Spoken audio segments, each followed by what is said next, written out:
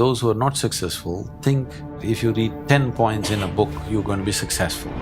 What does success look like? What does it take? Without any kind of influence, you must stay by yourself. If you enable yourself, other people will say you're a success.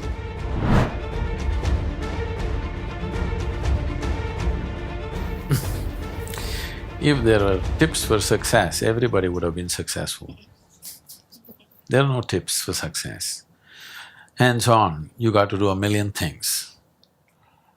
Only those who are not so successful or those who are not successful think somewhere if you read 10 points in a book, you're going to be successful. Those who are successful, they know, they stand on their head and do circus on a daily basis, okay? Only in the parties they stand up straight, rest of the time they are on their head, okay? We need to understand this. If you want to be successful, don't seek success. What you seek is competence. If you enable yourself and if you do something well, other people will say you're a success. If you think I'm a success, it's foolish, isn't it? You're doing something and you're doing it well, other people in the town or in the country or in the world, people will say, oh, he's doing something really successful. They're looking up to you, that's fine. You look up to yourself, that's madness, okay? You don't seek success, you seek empowerment, you seek competence. You do the best that you can do. You cannot do as well as somebody, but you can do the best that you can do.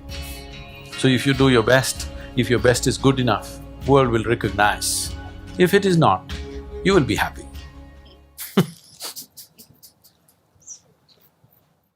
So, what does success look like? What does it take? Well, I know family and friends who always have their breakfast on time. And after breakfast, of course, they must have coffee.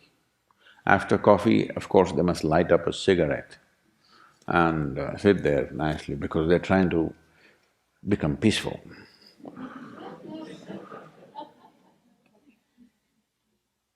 And then they will go to work, come back home exactly on time for lunch, eat lunch, rest for 1 or 2 hours, sleep, then evening have one tea and then smoke, and then again go to work. And 8 o'clock, 8:30, they're back home for dinner and then maybe other things, drink and this and that and whatever. But those who have been very successful, either in music, sport, art, business, spiritual process, doesn't matter what, those people never know when they ate, when they slept, when they got afternoon rest. I've not seen such a thing in my life.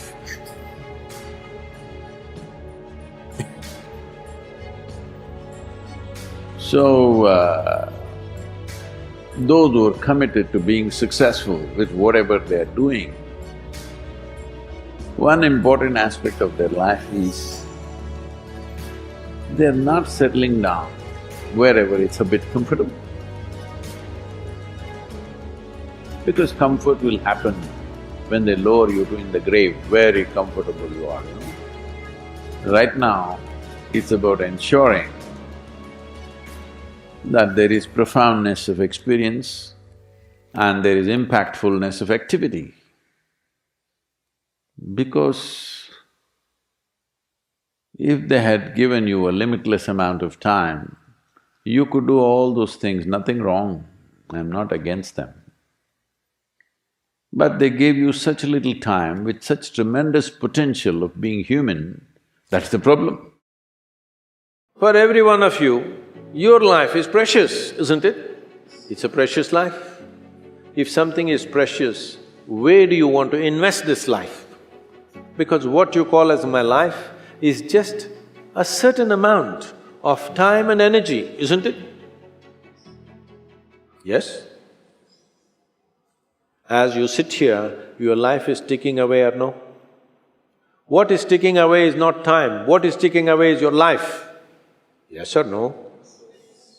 So this energy that you call as my life, How are you going to invest it? Because it's going to if you're doing something truly worthwhile, it gets over before you know what happened. Only if you're doing something worthless, it feels like a long life. Have you noticed this? On a particular day when you're very happy, 24 hours, poof, it went off like that, like a moment. You're miserable, 24 hours feels like 10 years. Have you not noticed this? So only miserable people will have a long life.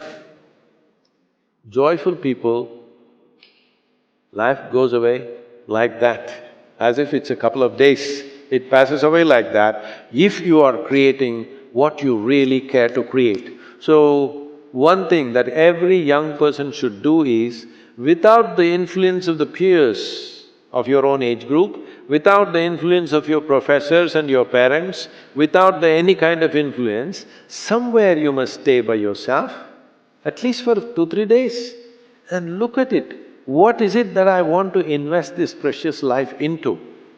What is it that will be worthwhile today and worthwhile after 50 years for me to invest myself into? You invest your life into that, whatever it is. However small, big, it doesn't matter. If you see that this is something truly worthwhile and you invest your life in that, this will be a life of fulfillment.